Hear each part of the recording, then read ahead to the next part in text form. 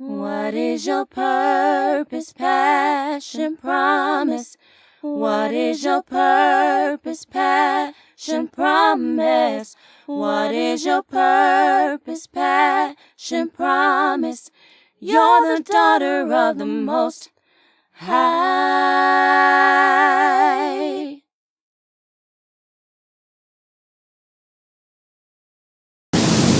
Welcome back to Divine Destiny.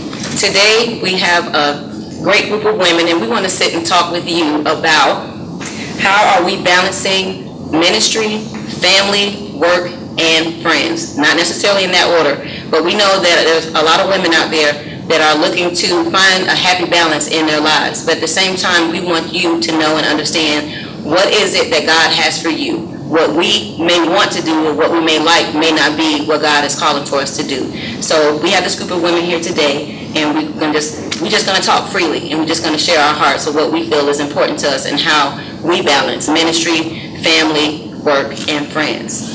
So you guys, anybody want to say their names today? Let's start with you over here. Hi, my name is Yolanda. Okay. And I'm Keisha. I'm Shalonda. I'm Nikki. LaDuana. My name is Jamisha. Alexia. Joy. Okay. All right. So we have the whole group here. So I'm just going to ask a few questions, and you guys just feel free to just jump in wherever you feel. What is most important to you out of all of the things that this question pertains to? Family, ministry, work, and friends. At this point in your life, what is the most important thing to you right now? Family. I think family. It's family. Now, I don't know. You say now. Why do you say now? Because it used to be, when I was in the world, the streets, whatever, it used to be friends, because I really went into ministry like I should have been. But now that I'm into ministry, and that's what I'm just teaching us now, it's just like my family has to come first. I had to let go of some friends and stuff like that. Now it's my family instead of, I was thinking it was ministry because everything I was doing was, I got to go to church, I got to do this. And then my girl got to get picked up for what you call it. I used to have my sister, hey, go pick her up. And they be like, that's your responsibility. And I'm like, and then I read in the Bible, it was saying that, you know, you got to take care of family first and then, you know, your church and stuff. And then I was like, all right, so it was just tough for me. But now I know that family comes first. So that's what it's.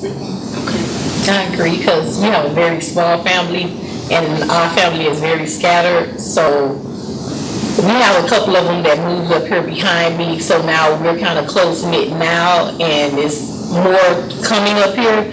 So as we go forth, we're trying to do Sunday dinners and doing different things like that, because we hardly ever did that kind of stuff. So once I can get them at my house and I can get them at the Lord's house, then It's a setup, y'all.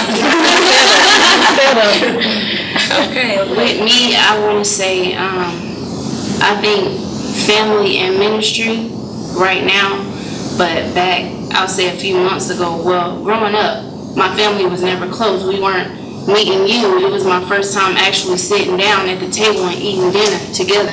We never had that. But now it's like, well, what I want to do, which is ministry and dance. You know, I love to dance. It's like sometimes I find myself so caught up in watching things on YouTube or on the computer, and I'm stuck at the computer all day doing this, and that. And it's like I think about, wow, I'm neglecting my child, and I wonder why she always, mommy, TV, because what do? I stick her in front of the TV so that I can stick my face into the computer. But now it's like I'm starting to see, okay, she has so many gifts in her at a young age, and I'm starting to see that. So it's like, okay, now what is it that I need to do to pull these things out of her now at a young age? So now it's like I get up in the morning and I put Baby Kareem on, or I work with her, I say her ABC, she loves to sing, she loves to dance.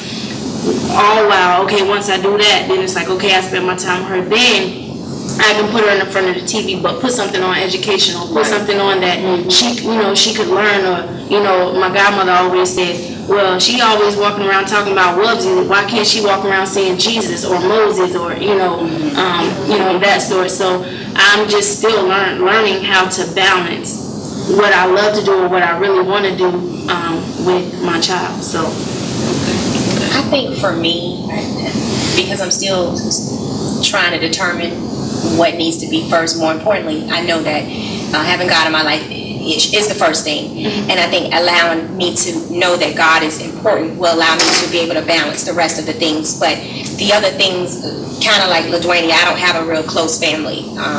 You know, I'm still trying to deal with situations from my past and trying to reach out to someone or to my mother who's not really wanting to be there.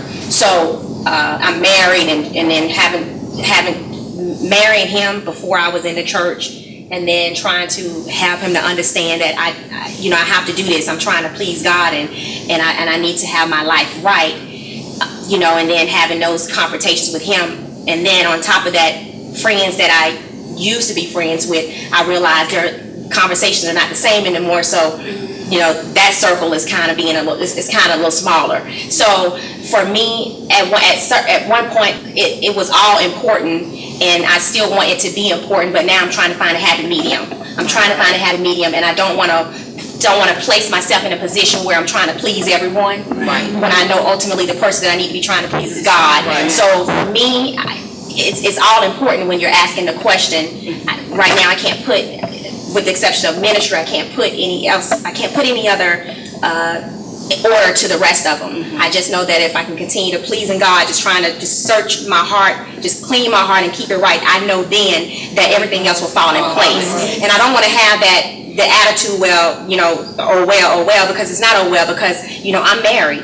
And I don't want to say, oh, well, to my husband. I need him to be there with me. I need him to see the importance. I need him to have an eye opening like me. Wow, is this what we've been missing out on? So for me, it's like serving God is more important than any of it. But at the same time, at what point do you not stop serving God, but at what point do you say, okay, Dwight, I need you to walk with me to do this? You know, at what point do you really say to your spouse, your significant other, you know, how do you get him to understand Yolanda's going to this meeting? Why? Because I'm trying to place myself in a position where I'm gonna be around people who I know are just for my better. I mean, you know what I'm saying? So it's like, that's for me. I don't have a straight answer. I'm still trying to find a happy medium, and in the process of me trying to search and find a happy medium,